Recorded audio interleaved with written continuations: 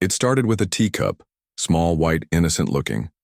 The kind of cup you see in quiet offices in government halls, in peaceful afternoon meetings when the real discussions begin after the cameras are gone. But on that morning, under the wide sky of Burkina Faso, this teacup held something far more dangerous than hot spiced tea. It carried silence, trust, and betrayal, all in one sip. President Ibrahim Traoré had been invited to a private strategy session at a secure military compound just outside the capital, Ouagadougou. Nothing unusual, just a circle of loyal officers, most of whom he had known for years. They gathered under the shade of a tall mango tree, boots pressed into the dry earth, rifles slung casually over shoulders. The meeting was meant to be routine. Logistics, troop movement, aid routes, calm, familiar, safe. But the air had changed before the tea even arrived. A young soldier walked toward the group, carrying a metal tray. On it, 6 ceramic cups, each filled to the brim. His hands trembled slightly, just enough to make the tea ripple in the cup like a warning. Traoré noticed. He always noticed. That was how he had survived the last 5 years, by paying attention to what most people missed. A glance, a breath, a shake of a hand.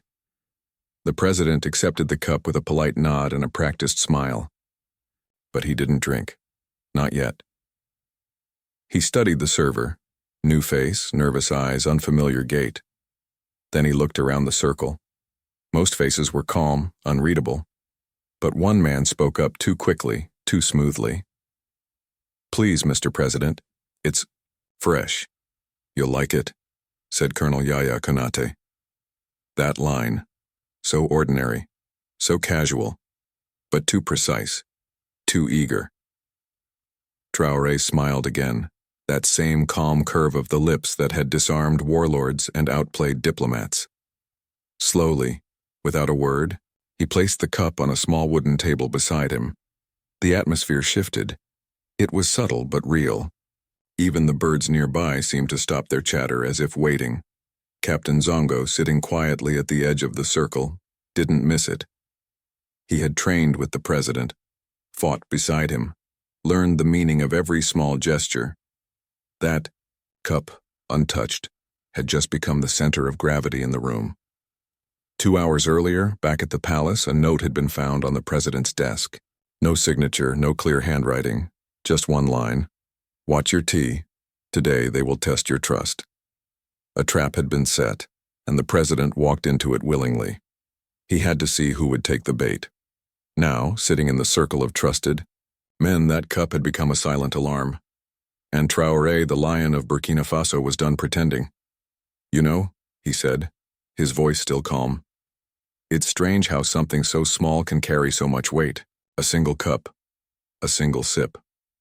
Konate chuckled softly. "That's the beauty of tea, sir." "Or the danger," Traoré replied without blinking. He stood up slowly, brushing the dust from his robe. The quiet around him was no longer peaceful. It was tense, like the seconds before a storm hits. "Colonel," he said, "do you trust the man who poured this tea?" Konate stiffened. "Of course, Mr. President." Traoré nodded and turned to one of the aides. "Then please, have my cup." The aide stepped forward hesitant, but before he could touch the cup, Konate raised his hand. "Wait, no need to switch. Maybe we shouldn't mix cups, hygiene concerns," he said quickly, voice tight. "Hygiene?" Traoré raised an eyebrow. "Or poison?" No one spoke. Then came the command, just 2 words. "Bring him." From behind the mango trees, 2 guards appeared holding the young tea server. His hands were tied, his eyes wide. He was barely older than a cadet. He looked like he hadn't slept in days. A small plastic pouch was dropped on the table next to the tea. Inside, a clear vial. No smell, no color. Just a code on the side, VXT42. A neurotoxin.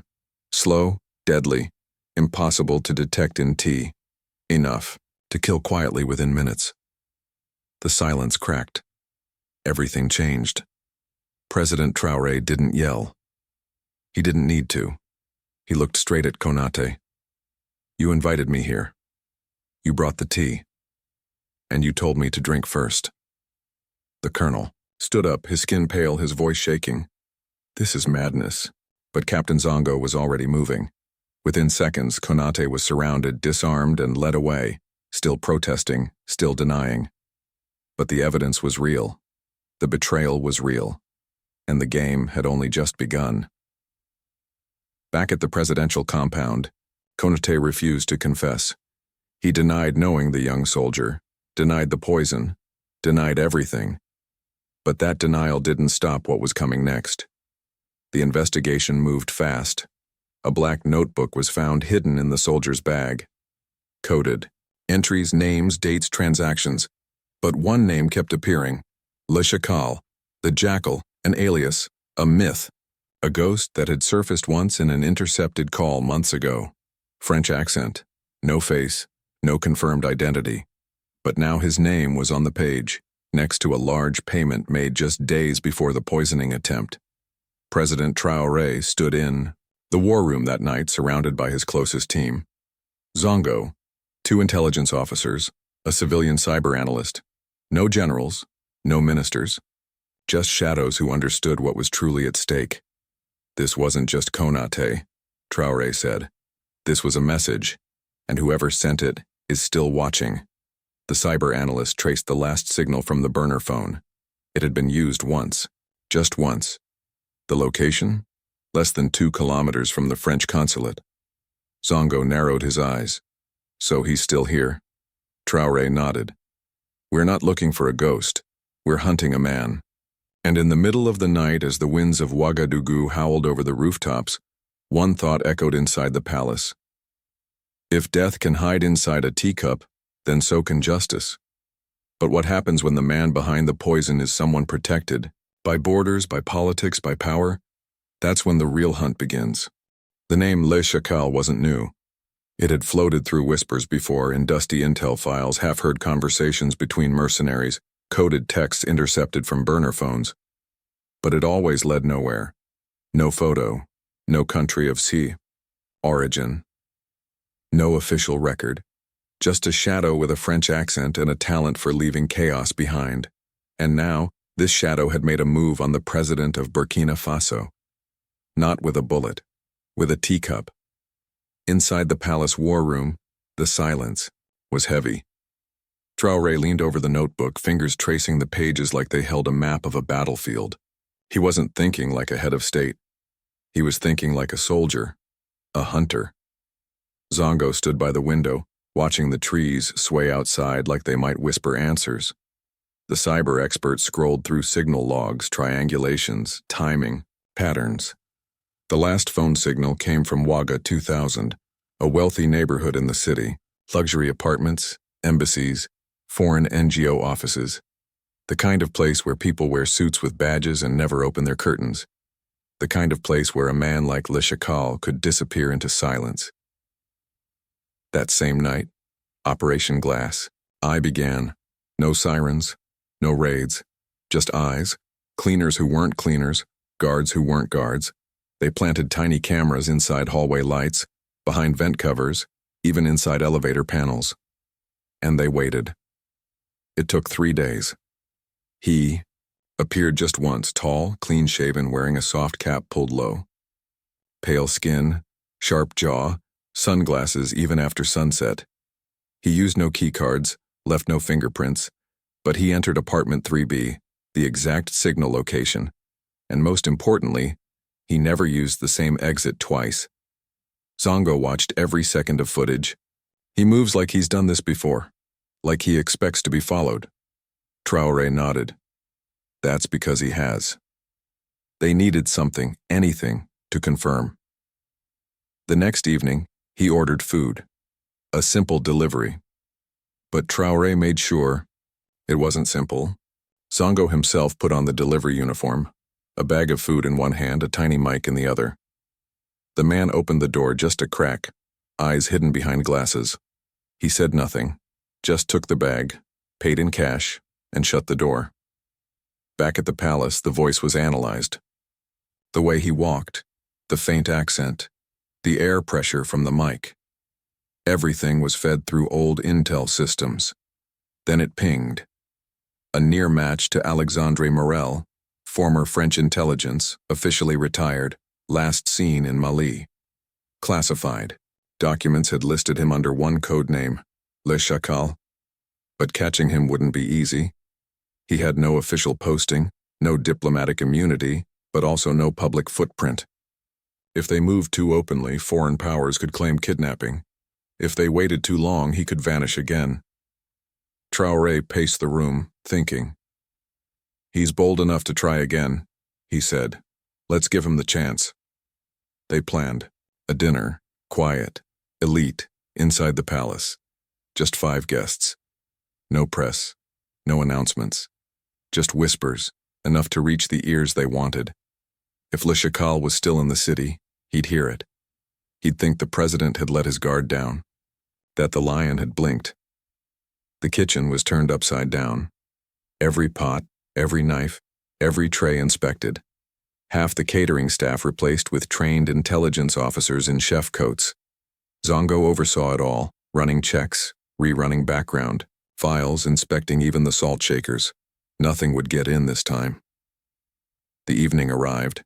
The guests, 4 trusted allies, arrived one by one. No cameras, no speeches, just soft music, low voices. Traoré wore a traditional tunic, not his, military uniform. He wanted to look like a man at peace, not a man waiting to trap a killer. Then a new waiter appeared. Calm face, steady steps. But Zongo froze. "That's not one of ours." Traoré saw it too. The tray came forward, glasses were placed down. The man's right hand trembled slightly. Just a flicker, enough to break the illusion. Traoré stood up, picking up a glass but not drinking. He looked at the man. "Would you care to join me in a drink?" he asked softly. The man didn't answer. He hesitated. A beat too long. "You've been running for a long time, Alexandre," the president said, voice still low. "But you made one mistake. You came too close." In a flash, the room shifted. Guards moved, chairs scraped back. The man reached for something, a pin, small, hidden in his sleeve. But Zongo was already behind him, fast and silent. He brought him down before anyone else could react. "No gun?" Traoré asked, stepping forward. "Just poison again? You thought we'd fall for the same trick twice?" Le Chacal looked up, lips tight, his eyes full of rage. "You don't know what you're part of," he whispered. "You've made enemies you can't even see." Traoré leaned in, calm, steady. "I don't need to see them," he said. "I just need them to know I'm still here." The man was taken away, quietly. No headlines, no press release. Just silence. But even in silence, the storm hadn't passed. Zongo stood by the window again that night. "It's not over," he said. "This was never just about a cup of tea." Traoré didn't answer. He looked out at the dark city below. He knew the truth. That this was just the surface. Beneath it were layers, foreign players, local traders, quiet wars fought over contracts, influence, and power. They had caught the jackal, yes, but someone fed him. Someone paid him. And someone else was already watching, already planning the next move. Because this wasn't a story about one man. It was a war about control, over land, over soldiers, over silence. And the lion knew one thing. They would try again. Maybe not with poison, maybe not with a server. But they would try, and when they did, he would be ready. The night after Alexandre Morel, the man known as Le Chacal, was taken into custody, the palace halls remained quiet, but no one slept. In the war room, President Ibrahim Traoré stood before a map of the city, eyes fixed on red pins marking locations, safe houses, embassies, NGO offices. This wasn't just about one failed attempt anymore. The threads they had followed led to a network much deeper and wider than they imagined. Morel didn't act alone. Someone else had opened the doors for him, made the payments, cleared the paths, and now, with him captured, someone out there would be scrambling to clean the trail. Captain Zongo came in holding a tablet. "Sir, We intercepted 2 encrypted messages, one from inside the city, the other from across the border. He tapped on the screen. They're in a panic. Someone's coming to extract him. Tonight. Traoré didn't react immediately. He just stared at the screen, silent. Then he turned to Zongo. Let them try. At 3:17 a.m., 2 black SUVs moved through the streets of Ouagadougou. No license plates, no headlights. They followed a silent route, past closed shops, empty checkpoints, and sleeping neighborhoods. But they weren't invisible. The palace had eyes in the dark. As the vehicles passed the 3rd turn near the outer wall of the presidential compound, a quiet signal was sent. Inside a secured underground bunker, Morel sat alone, handcuffed to a steel table. He hadn't spoken since the night of the failed poisoning. Not a word, no confessions, no names, just silence, and a stare that held nothing. But now, he looked up, as if he knew. The extraction team reached the outer perimeter, disguised as aid, workers. They had fake passes, radio jammers, even forged credentials from a well-known embassy. But when they reached the final gate, they didn't find a sleepy guard. They found lights, dozens of them, and rifles. Within seconds, they were surrounded, silent takedown, no gunfire, no alarm, just a clean arrest. 4 men, 1 van filled with weapons, passports, and bribe money.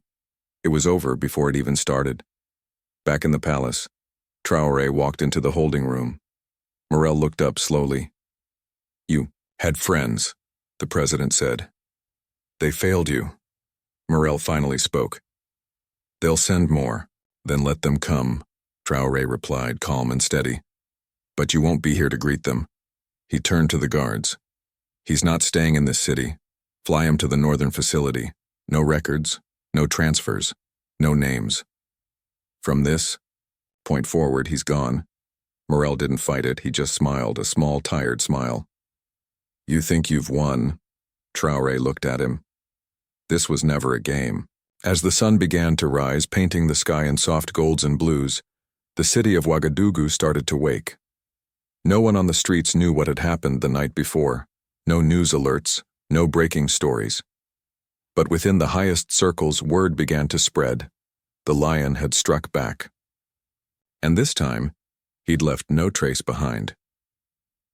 Later that day, Traoré returned to the military academy, the same courtyard where he had once stood holding that ceramic teacup, the same place where he told the cadets to choose what they carry. The cup now sat inside a glass box on a stone pedestal, not to honor fear but to honor awareness, vigilance. He stood before the new recruits, his voice clear. What we faced was not just a betrayal, it was a test of loyalty, of vision, of whether a nation can stand without bending when pressure comes from shadows. The cadets listened, many of them too young to understand the full weight of his words, but they felt it. The silence that followed carried something more powerful than applause. In the weeks that followed, Burkina Faso's intelligence community uncovered several layers of the network: foreign bank wires, disguised consultants. One politician was quietly removed from office. Another diplomat was recalled without notice. No press releases, no chaos, just quiet moves in defense of a nation's soul. Captain Zongo, once a quiet shadow beside the president, now became the silent guardian of the new intelligence division, a role with no title, no badge, but all the weight of the republic behind it. And as for President Traoré, he carried on like always.